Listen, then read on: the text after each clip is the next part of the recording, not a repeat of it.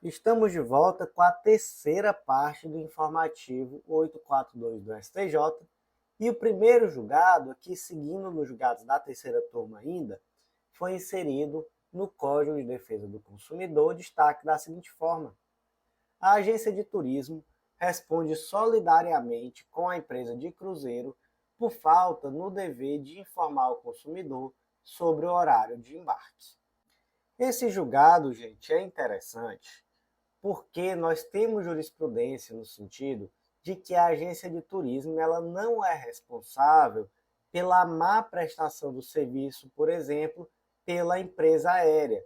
Então imagina, por exemplo, que você vai até a CVC, uma agência de turismo aí bem famosa, e aí você compra um pacote de hotel, passagem aérea, enfim, pacote ali de 7 dias de uma viagem para um determinado local.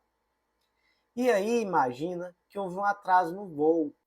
A CVC tem responsabilidade? Não, não tem, não é?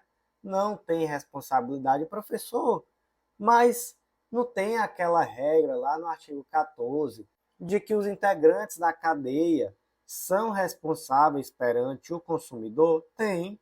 Então está lá escrito: fabricante, produtor, construtor nacional e estrangeiro, importador, respondem independentemente de culpa pela reparação dos danos causados aos consumidores por defeito de projeto, fabricação, construção, montagem, fórmula, manipulação, apresentação e acondicionamento dos produtos, bem como por informações insuficientes ou inadequadas sobre a sua utilização. Acontece, gente, que não há como você atribuir à agência de turismo a responsabilidade por uma má prestação do serviço da empresa aérea. Né, realmente é algo que não faz muito sentido. Então, a responsabilidade dessa agência de turismo tem que ser feita, tem que ser verificada, né, melhor dizendo, na particularidade de cada relação. E aí, nesse caso concreto, nós temos uma particularidade. Qual foi? A de que a empresa de turismo não informou de forma clara ao consumidor qual era o horário do embarque.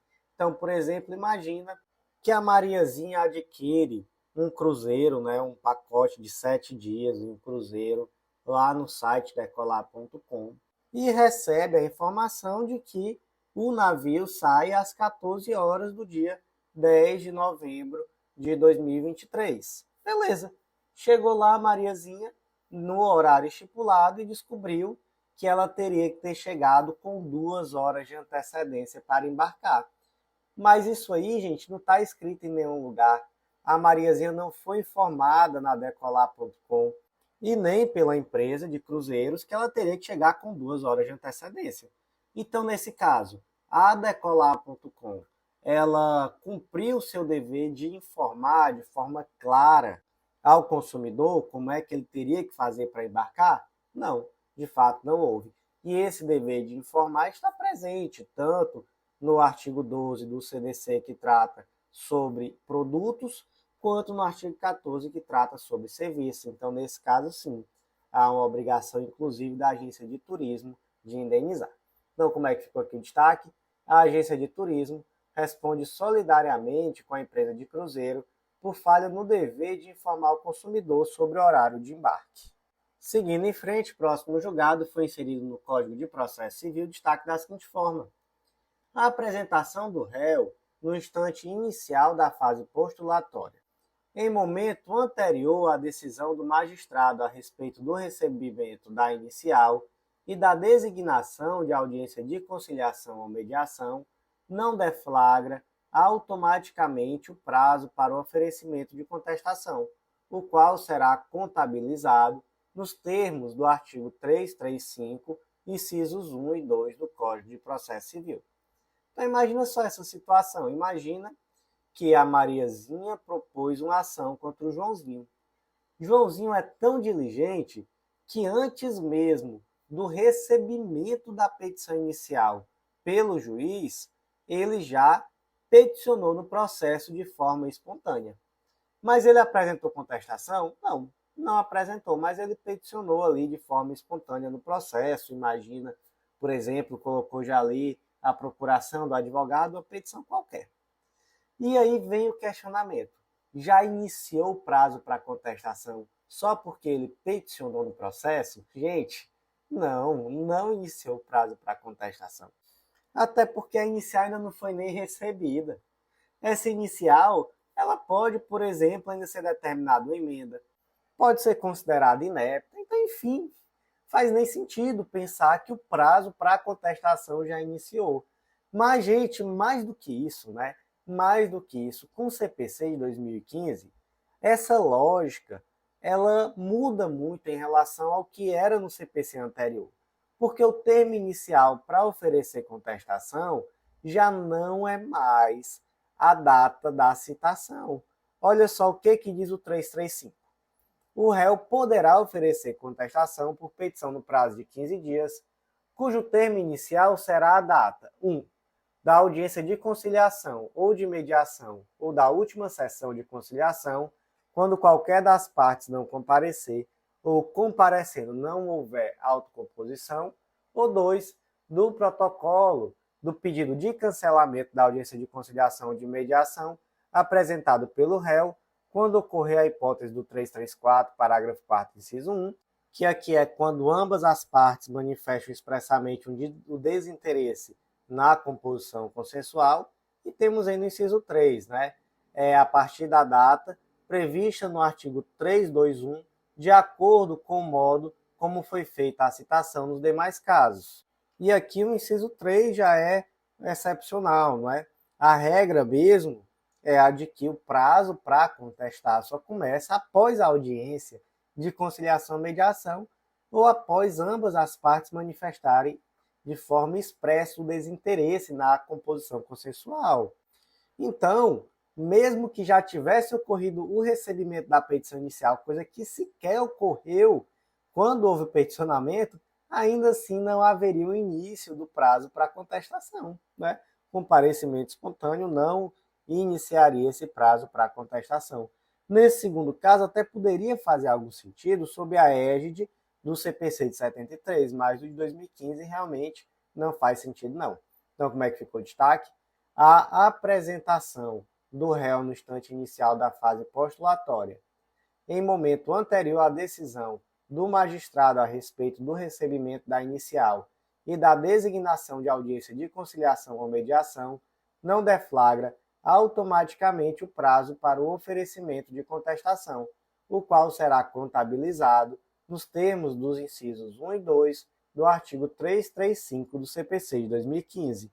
Próximo julgado foi inserido no Estatuto da OAB, Lei nº 8906 de 94, destaque da seguinte forma: caso ocorra a rescisão unilateral do contrato de prestação de serviços advocatícios pelos contratantes, os honorários devem ser arbitrados judicialmente, de forma proporcional aos serviços efetivamente prestados, sendo abusiva a cláusula que estipula o direito à remuneração integral contratualmente estabelecida.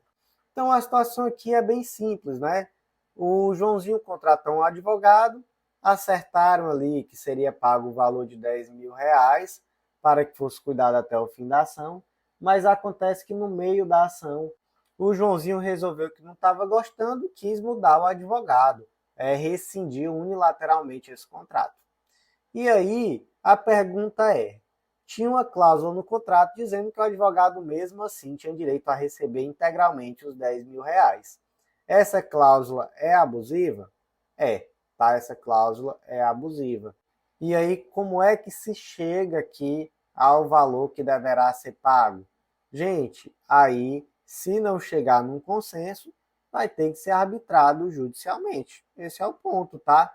E o artigo 22, parágrafo 2º do Estatuto da OAB diz exatamente que na falta de estipulação ou de acordo, os honorários serão fixados por arbitramento judicial em remuneração compatível com o trabalho e o valor econômico da questão, e aí segue em frente o dispositivo, né?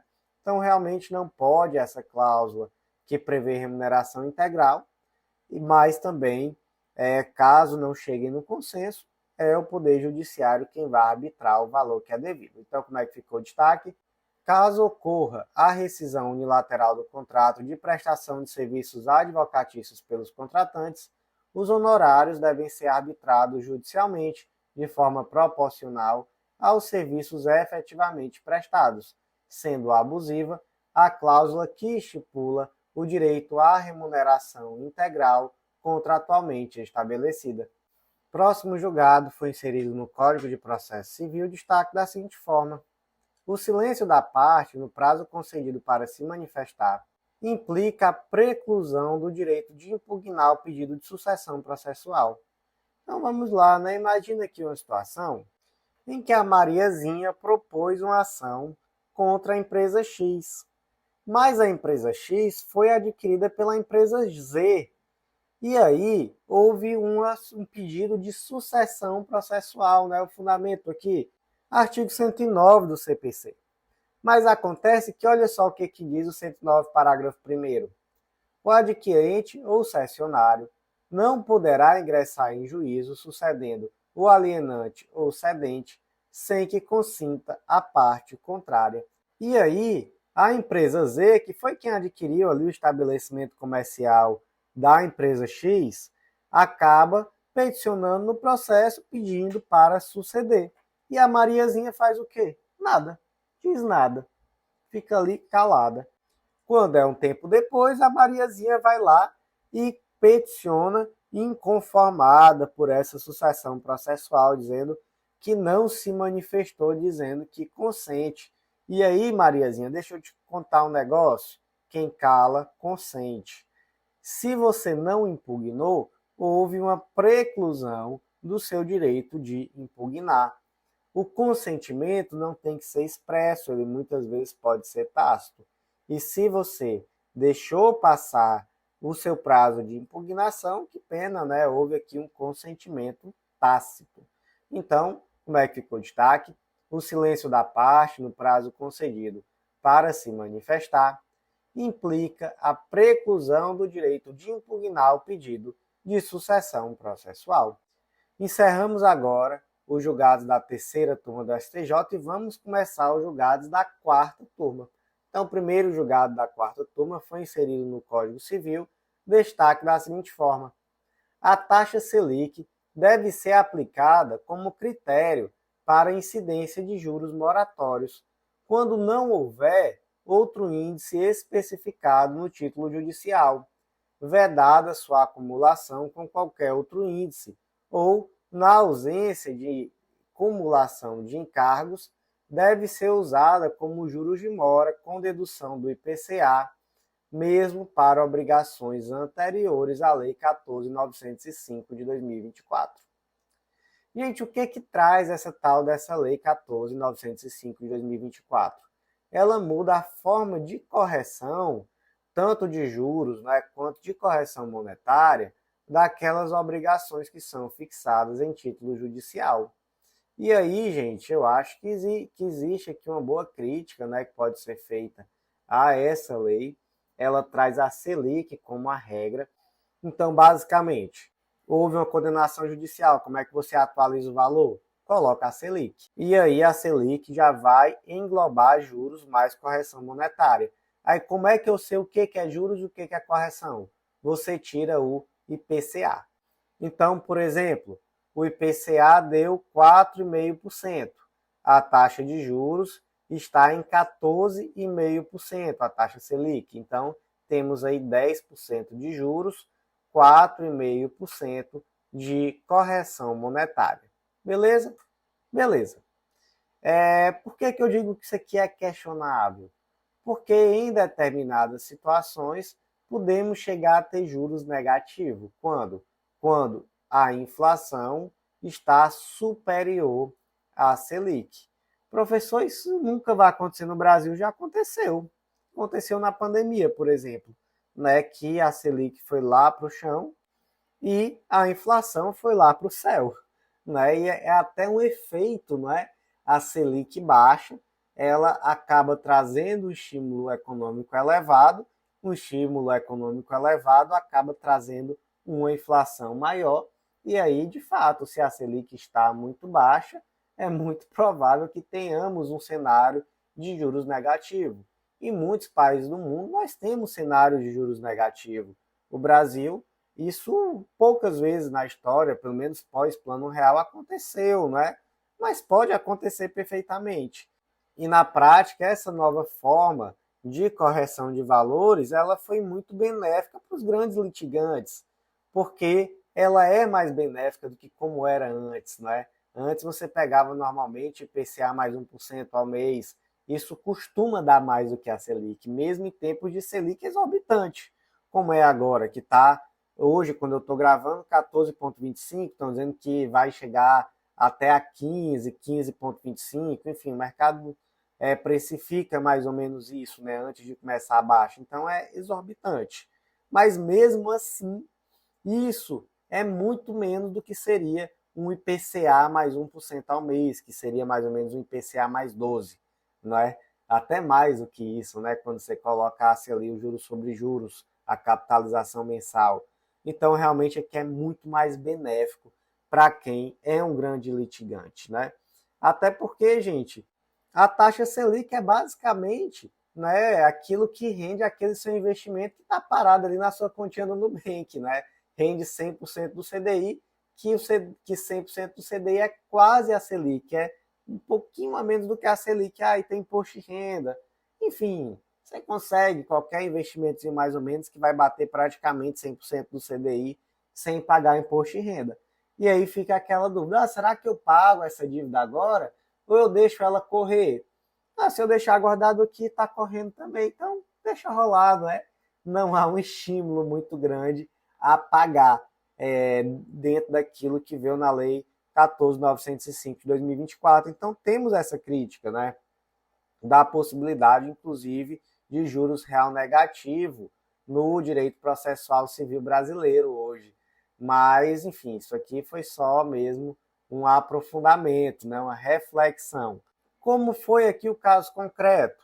Foi uma sentença que era anterior à Lei 14.905 de 2024 e ela não trazia de forma específica qual era o índice que deveria ser utilizado na correção monetária e na aplicação dos juros. Aí foi enviado para a contadoria e a contadoria acabou utilizando IPCA mais 1% ao mês. E aí o que o STJ disse? Disse que não, olha, se não houve especificação no título executivo que transitou em julgado, então se tivesse o título executivo dito que era IPCA mais 1, beleza, né?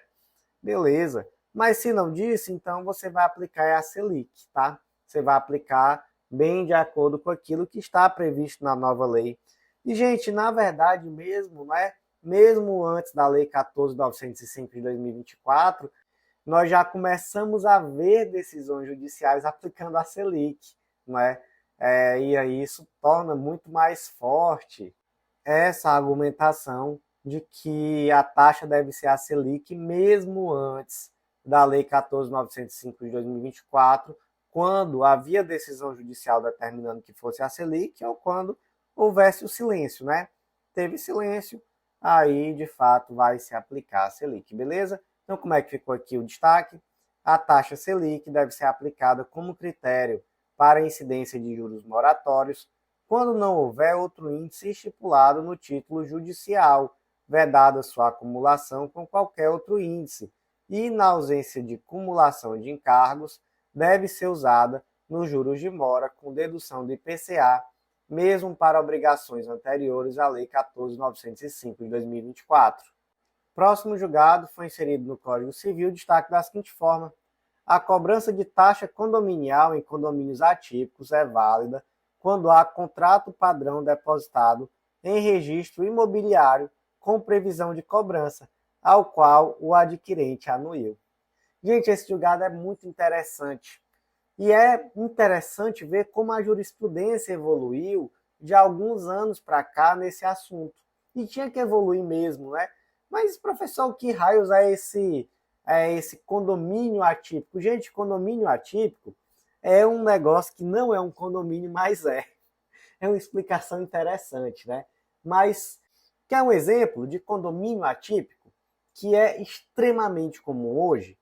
Quase toda capital no Brasil hoje tem na região metropolitana, uma cidade que virou a cidade dos loteamentos fechados. Então, aqui no Ceará, por exemplo, essa cidade próxima é a cidade do Eusébio, onde é uma cidade que fica colada em Fortaleza e que foram construídas dezenas, se duvidar já deve estar perto de centenas, mas não acho que dezenas de loteamentos fechados, não é?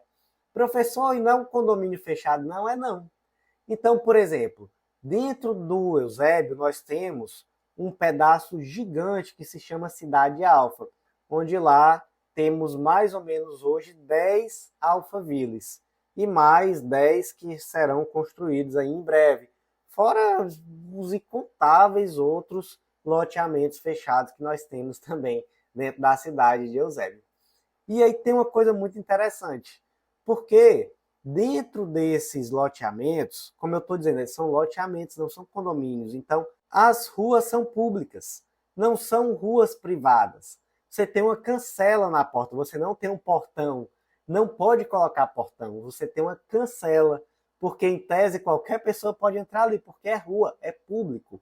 No loteamento que eu morava, por exemplo, quando queimava uma lâmpada no poste de iluminação, era a Enel que ia lá trocar. Por quê? Porque era um poste público. Não era um poste do condomínio, porque não é condomínio, não é? E aí, tem síndico? Não, não tem síndico não. Sabe o que que tem? Tem uma associação de moradores. Mas todo mundo chama de condomínio. Sabe por quê? Porque se parece muito com condomínio. É a cara de um condomínio, mas não é um condomínio.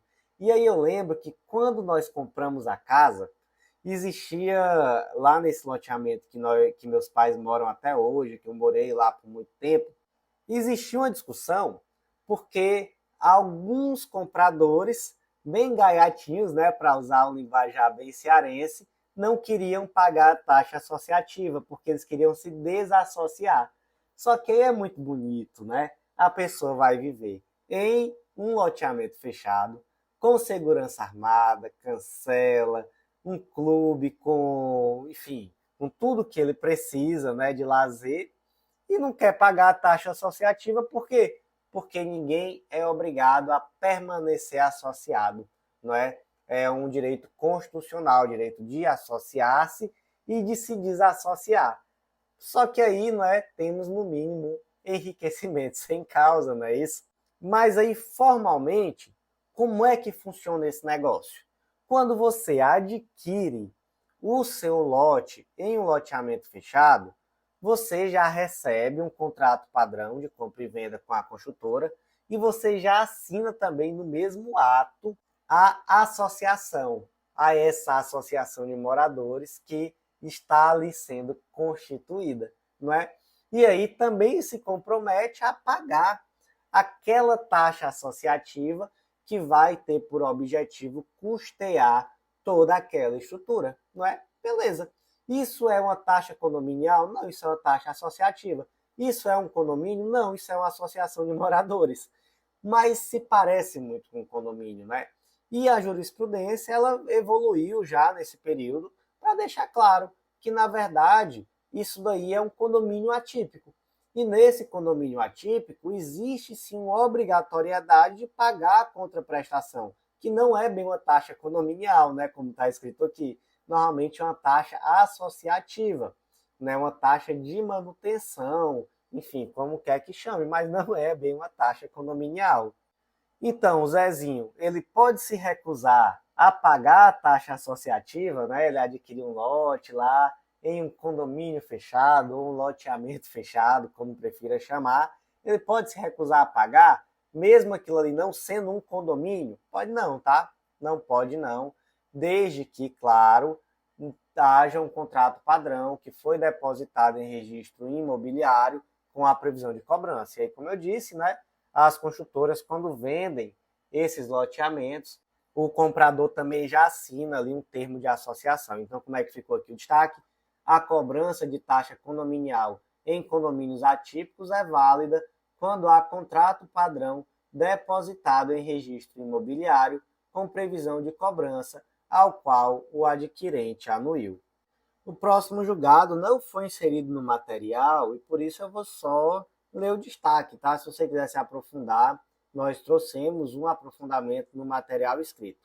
O destaque ficou da seguinte forma: o agente marítimo tem legitimidade para compor o polo passivo de ação de obrigação de fazer, ajuizada, com o objetivo de obter o fornecimento de via original do conhecimento de embarque para fins de retirada de mercadoria.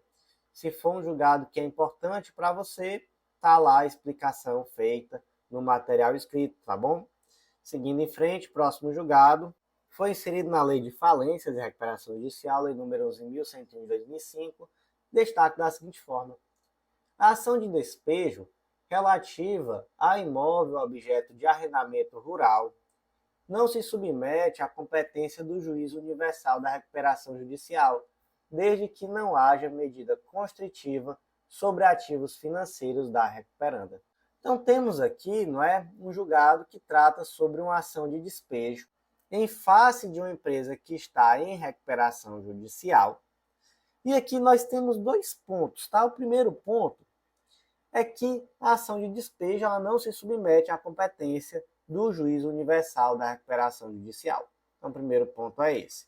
Porque artigo 49, parágrafo 3º da Lei 11.101, tratando-se o credor de titular da posição de proprietário fiduciário de bens móveis ou imóveis, de arrendador mercantil, de proprietário ou promitente vendedor de imóvel, cujos respectivos contratos contenham cláusula de irrevogabilidade ou irretratabilidade, inclusive em corporações imobiliárias ou de proprietário em contrato de compra e venda com reserva de domínio, seu crédito não se submeterá aos efeitos da recuperação judicial e prevalecerão os direitos de propriedade sobre a coisa e as condições contratuais observada a legislação respectiva, não se permitindo, contudo, durante o prazo de suspensão a que se refere os parágrafos 4º do artigo 6º dessa lei, a venda ou retirada do estabelecimento do devedor dos bens de capital essenciais à sua atividade empresarial.